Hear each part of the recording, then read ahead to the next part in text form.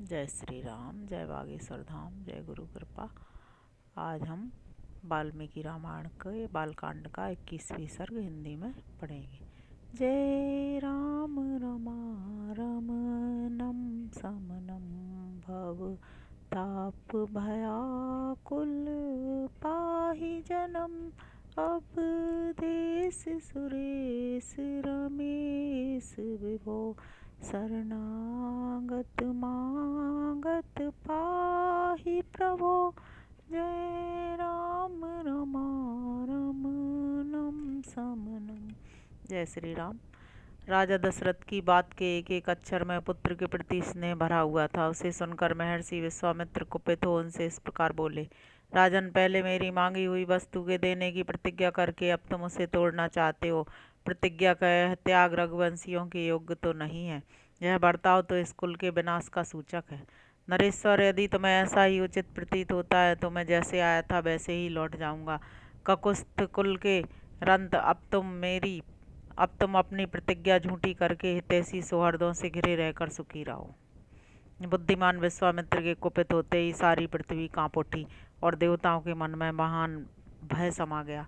उनके रोष से सारे संसार को त्रस्त हुआ। जान उत्तम व्रत का पालन करने वाले धीर चित्त महर्षि वशिष्ठ ने राजा से इस प्रकार कहा। महाराज, आप इक्ष्वाकु वंशी राजाओं के कुल में साक्षात दूसरे धर्म के समान उत्पन्न हुए हैं। धैर्यवान, उत्तम व्रत के पालक तथा श्री संपन्न है, आपको अपने धर्म का परित्याग नहीं करना चाहिए। रघुकुल भूषण दशरथ बड़े धर्मात्मा हैं, यह बात तीनों लोकों में प्रसिद्ध है। अतः आप अपने धर्म का ही पालन कीजिए, अधर्म का भार सिर पर न उठाइए।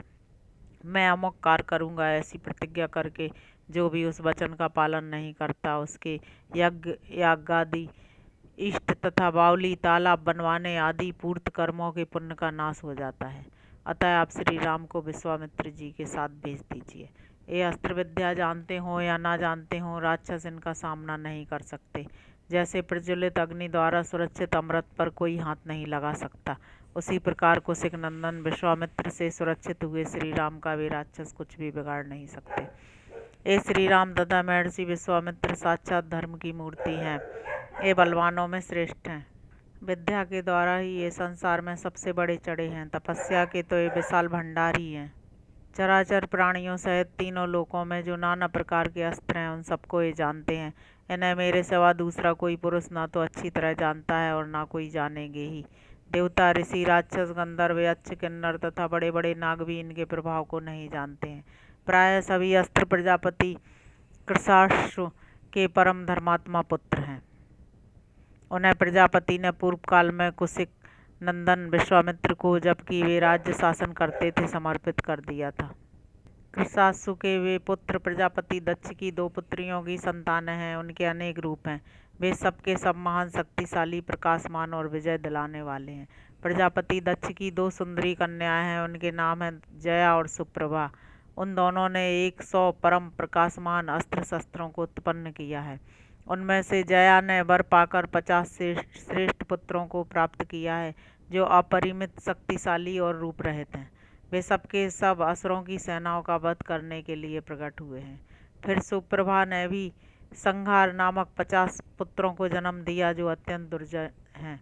उन पर आक्रमण करना किसी के लिए भी सर्वथा कठिन है, तथा वे सबके सब अत्यंत बलिष्ठ हैं। वे धर्मज्ञ कुशिक नंदन उन सब अस्त्र शस्त्रों को अच्छी तरह जानते हैं। जो अस्त्र अब तक उपलब्ध नहीं हुए हैं, उनको भी उत्पन्न करने की इनमें पूर्ण शक्ति है। रघुनंदन, इसलिए मुनि श्रेष्ठ धर्मज्ञ महात्मा विश्वामित्र जी से भूत या भविष्य की कोई बात छिपी नहीं है। राजन, ये महातेजस्वी महायशस्वी विश्वामित्र ऐसे प्रभावशाली हैं, अतः इनके साथ राम को भेजने में आप किसी प्रकार का संदेह ना करें। महर्षि कौशिक स्वयं भी उन राक्षसों का संहार करने में समर्थ हैं, किंतु वे आपके पुत्र का कल्याण करना चाहते हैं, इसलिए यहाँ आकर आपसे याचना कर रहे हैं। महर्षि वशिष्ठ के इस वचन से विख्यात यश वाले रघुकुल शिरोमणि नृपश्रेष्ठ दशरथ का मन प्रसन्न हो गया। वे आनंद मग्न हो गए और बुद्धि से विचार करने पर विश्वामित्र जी की प्रसन्नता के लिए उनके साथ श्री राम का जाना उन्हें रुचि के अनुकूल प्रतीत होने लगा। इस प्रकार श्री वाल्मीकि निर्मित आर्ष रामायण आदि काव्य के बालकांड में 21वां सर्ग पूरा हुआ। अब हम आगे का 22वां सर्ग पढ़ेंगे। वशिष्ठ के ऐसा कहने पर राजा दशरथ का मुख प्रसन्नता से खिल उठा। उन्होंने स्वयं ही लक्ष्मण सहित श्री राम को अपने पास बुलाया। फिर माता कौशल्या, पिता दशरथ और पुरोहित वशिष्ठ ने स्वस्ति वाचन करने के पश्चात उनका यात्रा संबंधी मंगल कार्य संपन्न किया। श्री राम को मंगल सूचक मंत्रों से अभिमंत्रित किया गया। तदंतर राजा दशरथ ने पुत्र का मस्तक सूंघकर अत्यंत प्रसन्नचित्त से उसको विश्वामित्र को सौंप दिया। उस समय धूल रहे सुखदायिनी वायु चलने लगी। कमल नयन श्री राम को विश्वामित्र जी के साथ जाते देख देवताओं ने आकाश से वहां फूलों की बड़ी भारी वर्षा की। देवदुदुम्बियां बजने लगी। महात्मा श्री राम की यात्रा के समय शंखों और नगाड़ों की ध्वनि होने लगी। आगे आगे विश्वामित्र, उनके पीछे काकपक्षधारी महायशस्वी श्री राम तथा उनके पीछे सुमित्रा कुमार लक्ष्मण जा रहे थे। उन दोनों भाइयों ने पीठ पर तरकस बांध रखे थे। उनके हाथों में धनुष शोभा पा रहे थे तथा वे दोनों दसों दिशाओं को सुशोभित करते हुए महात्मा विश्वामित्र के पीछे 3-3 फन वाले 2 सर्पों के समान चल रहे थे। एक और कंधे पर धनुष, दूसरी ओर पीठ पर तुरीण और बीच में मस्तक। इन्हीं तीनों की 3 फन से उपमा दी गई है। उनका स्वभाव उच्च एवं उदार था। अपनी अनुपम कांति से प्रकाशित होने वाले वे दोनों अनिद्य सुंदर राजकुमार सब और शोभा का प्रसार करते हुए विश्वामित्र जी के पीछे उसी तरह जा रहे थे जैसे ब्रह्मा जी के पीछे दोनों अश्विनी कुमार चलते हैं। वे दोनों भाई कुमार श्री राम और लक्ष्मण वस्त्र और आभूषणों से अच्छी तरह अलंकृत थे। उनके हाथों में धनुष थे। उन्होंने अपने हाथों की उंगलियों में गोहटी के चमड़े के बने हुए दस्ताने पहन रखे थे। उनके काटी प्रदेश में तलवारें लटक रही थीं। उनके श्रीअंग बड़े मनोहर थे। वे महातेजस्वी श्रेष्ठ वीर अद्भुत कांति से उद्भासित होकर सब और अपनी शोभा फैलाते हुए कुशिक पुत्र विश्वामित्र का अनुसरण कर रहे थे। उस समय वे दोनों वीर अचिंत शक्तिशाली स्थाणु देव के पीछे चलने वाले 2 अग्नि कुमार स्कंद और विशाख की भांति शोभा पाते थे।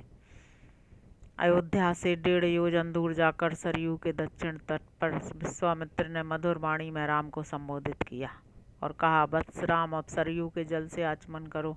इस आवश्यक कार्य में विलंब न हो। बला और अतिबला नाम से प्रसिद्ध इस मंत्र समुदाय को ग्रहण करो। इसके प्रभाव से तुम्हें कभी श्रम का अनुभव नहीं होगा, ज्वर नहीं होगा, तुम्हारे रूप में किसी प्रकार का विकार या उलटफेर नहीं हो पाएगा। सोते समय अथवा सावधानी की अवस्था में भी राक्षस तुम्हारे ऊपर आक्रमण नहीं कर सकेंगे। इस भूतल पर बाहुबल में तुम्हारी समानता करने वाला कोई न होगा।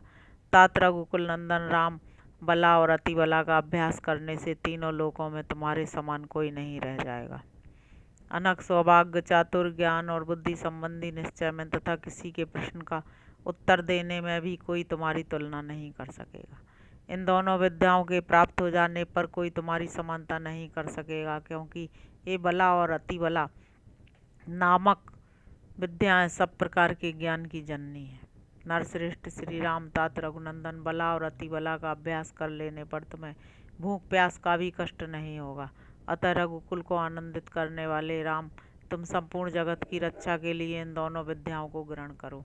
इन दोनों विद्याओं का अध्ययन कर लेने पर इस भूतल पर तुम्हारे यश का विस्तार होगा। ये दोनों विद्याएं ब्रह्मा जी की तेजस्विनी पुत्रियां हैं। ककुस्थ नंदन, मैंने इन दोनों को तुम्हें देने का विचार किया है। राजकुमार, तुम ही इनके योग्य पात्र हो। यद्यपि तुम में इस विद्या को प्राप्त करने योग्य बहुत से गुण हैं अथवा सभी उत्तम गुण विद्यमान हैं, इसमें संशय नहीं है, तथापि मैंने तपोबल से इनका अर्जन किया है। अतः मेरी तपस्या से परिपूर्ण होकर ये तुम्हारे लिए बहुरूपणी होंगी, अनेक प्रकार के फल प्रदान करेंगी। तब श्री राम आचमन करके पवित्र हो गए। उनका मुख प्रसन्नता से खिल उठा। उन्होंने उन शुद्ध अंतःकरण वाले महर्षि से वे दोनों विद्याएं ग्रहण की।